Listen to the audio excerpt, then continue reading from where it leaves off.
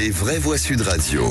Et 3 mots dans l'actu qui sont Félix. Déplacement, matraque et froid. Deuxième jour et deuxième déplacement comme Premier ministre pour Gabriel Attal. En attendant l'annonce de son gouvernement, il rendait visite à des policiers en compagnie du ministre de l'Intérieur, Gérald Darmanin. Un coup de matraque enseigné à l'école et légitime la ligne de défense du policier accusé au procès de l'affaire Théo. Et puis 6 départements du Sud placés en vigilance orange entre le Cantal et l'Hérault, en plus toujours du Pas-de-Calais plus au nord, avec la galère des petites communes rurales sans des neigeuses. Les vraies voix Sud Radio. Tiens, le nouveau Premier ministre Gabriel Attal se déplaçait avec Gérald Darmanin tout à l'heure cet après-midi dans un commissariat du Val d'Oise à Hermont. Je dis rien, le même Gérald Darmanin qui, en pleine discussion sur le nouveau gouvernement, estime ne pas avoir terminé sa mission comme ministre de l'Intérieur. Un indice sans doute sur sa reconduction place Beauvau. Mais au commissariat, le nouveau chef du gouvernement, Gabriel Attal, voulait surtout adresser un message aux Français. Après les inondations et les classes moyennes hier, la sécurité aujourd'hui. Partout en France vivent des Français qui aspirent à l'ordre et à la tranquillité. Et je le dis, il n'y a pas de sécurité sans nos policiers. Il n'y a pas d'ordre républicain sans notre police. C'est un message très clair que je suis venu réaffirmer ici. Et c'est des actes que je veux rappeler. Un investissement majeur qui a été conduit ces dernières années, encore par Gérald Darmanin récemment avec la loi d'orientation et de programmation du ministère de l'Intérieur, qui nous a permis de recruter depuis 2017 plus de 14 000 forces de sécurité. Gabriel Attal tout à l'heure au commissariat d'Hermont dans le Val d'Oise aux côtés du ministre de l'Intérieur, Gérald Darmanin. Donc c'est une officialisation pour vous, Philippe Bilger, forcément. Oui, c'était intéressant que pour ceux qui pouvaient le voir. Le rapport entre les deux, manifestement, ils ne passeront pas leurs vacances ensemble. C'est très clair. Non. Et Gérald Darmanin avait du mal à cacher sa bouderie, quoi. Ouais. Et puis Gabriel Attal, au fil des discours, je le trouvais un petit peu dans une posture qui n'était pas loin de ressembler au contraire des vraies voix, c'est-à-dire à un petit peu d'ennui. Ah, déjà. D'accord. Il y a un jeu, J'exagère peut-être. Il y a un jeu psychologique sur le terrain de l'autorité.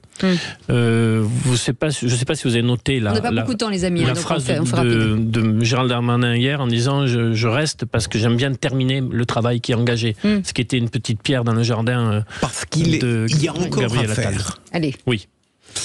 Comme à l'éducation. Oui, non, moi j'attends de voir si effectivement Gérald Darmanin reste au gouvernement.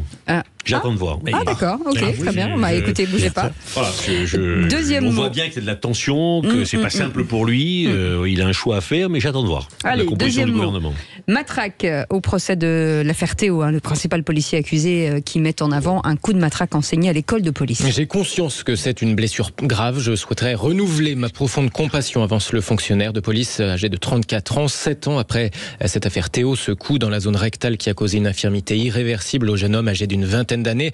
Pour autant, devant les assises de Seine-Saint-Denis, le fonctionnaire évoque un coup légitime enseigné à l'école de police. C'est aussi l'avis de Linda Kebab, déléguée nationale du syndicat de police Unité SGPFO, présente à l'audience en soutien des 3 accusés. Ça, c'est vous qui dites que c'est disproportionné. Quand vous interpellez une personne qui se rebelle, qui fait 30 cm de plus et 30 kg de plus que vous, vous avez le droit à la force dite légitime. Donc si on a eu entre les mains la possibilité d'utiliser un bâton de défense, il n'y a pas de raison qu'on ne puisse pas le faire. Qu'ensuite un geste puisse riper ou pas, ça c'est la justice qui va le dire et qui va définir les intentions ou pas des policiers. Dans l'absolu, on est quand même aujourd'hui, vous êtes tous présents parce que vous estimez que c'est le procès de policiers qui aurait violé. Sauf qu'en fait, tout le monde s'est planté.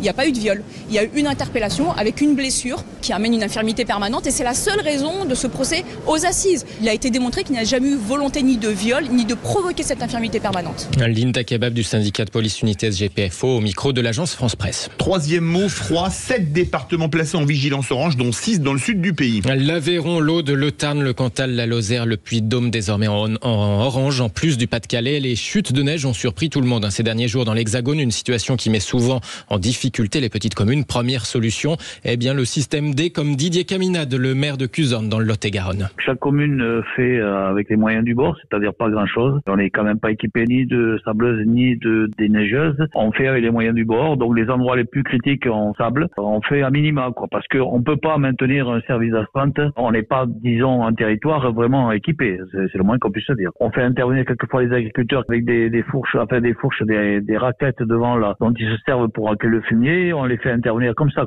Mais on peut pas nous s'équiper avec des moyens extraordinaires qui vont servir tous les 10 ans ou 15 ans. Le maire de Cuzanne dans le Lot-et-Garonne, Didier Caminade, joint par Clément Arion pour Sud Radio. Merci beaucoup Félix Mathieu.